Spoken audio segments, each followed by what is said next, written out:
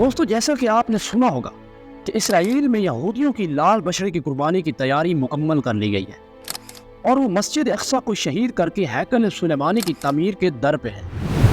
ناظرین آج اس ویڈیو میں اس موضوع پر تفصیل سے بات کرتے ہیں کہ آخر اس کے پیچھے یہودیوں کا مقصد کیا ہے۔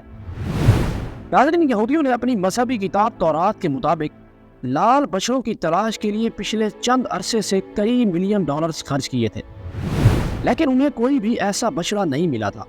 کہ جس کے جسم پر کوئی بھی داغ نہ ہو اور اس کے جسم کے مکمل بالوں کا رنگ صرف سرخ ہی ہو۔ لیکن آج سے 6 ماہ پہلے انہیں یہ بچڑے امریکہ کی ایک ریاست ٹیکساس سے مل گئے تھے، جن کو اسرائیلی یہودیوں نے کئی ملین ڈالرز میں خرید لیا تھا اور انہیں اسرائیل منتقل کر کے سخت سیکیورٹی میں ان کی دیکھ بھال کی جا رہی ہے۔ اب کہا یہ جا رہا ہے کہ اگلے مہینے یعنی اپریل میں ان کی عمر 3 سال ہو جائے گی اور اس کے بعد ان بچوں کو قربان کر دیا جائے گا۔ اس کے بعد وہ اس کا گوشت چلا کر اس کی راکھ کو ہیکل سلیمانی کی بنیادوں میں بھریں گے۔ ناظرین جیسا کہ قرآن مجید میں حضرت موسیٰ کے واقعے کا ذکر ہے جس میں انہیں ایک قاتل کی تلاش کے لیے ایک سرخ بچڑا قربان کرنے کا حکم دیا گیا تھا، اس لیے یہودی سرخ رنگ کے ان بچڑوں کو بڑا مقدس جانتے ہیں اور وہ یہ سمجھتے ہیں کہ لال بچڑوں کی قربانی کے بغیر ہیکل سلیمانی کی تعمیر ایک بدشگونی ہوگی۔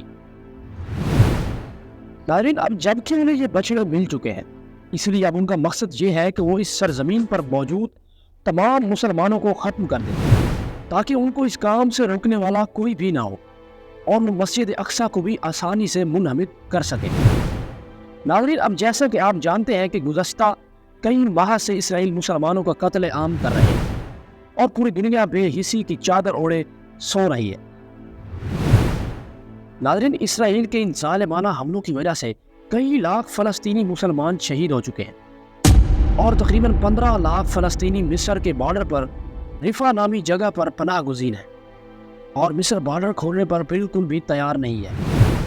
کیونکہ وہ سمجھتے ہیں کہ 15 لاکھ لوگ اگر مصر میں داخل ہو گئے تو اس سے مصر کی معیشت کو بہت ہی بڑا دھچکا لگ سکتا ہے۔ اب 15 لاکھ فلسطینی رفح میں اسرائیلی فوجیوں کی گراؤں میں ہیں اور اسرائیلی فوج نے اعلان کیا ہے کہ چند دنوں میں وہ رفح میں بھی آپریشن کریں گے، لیکن اب امریکہ بھی اس بڑی دہشت گردی سے گھبرا رہا ہے اور اس نے اسرائیل کو وارننگز دے رکھی ہیں اور باقی ممالک بھی اس آپریشن کے بالکل حق میں نہیں ہیں۔ لیکن ناظرین اسرائیل اس سے بالکل بھی نہیں ہچکچایا اور اس نے کہا ہے کہ سرچ آپریشن تو وہ کرتے ہی رہے گا اور اس نے یہ بھی کہا ہے کہ کوئی بھی ملک ہمارے خلاف ہو جائے ہم یہ آپریشن کر کے رہیں گے۔ اور دوسری طرف اسرائیل مسلمانوں کو ختم کر کے جبل زیتون کی چوٹی پر ان بچڑوں کو قربان کرنے والا ہے، جس کے بارے میں یہ کہا جا رہا ہے کہ وہ یہ کام اپریل میں سر انجام دیں گے۔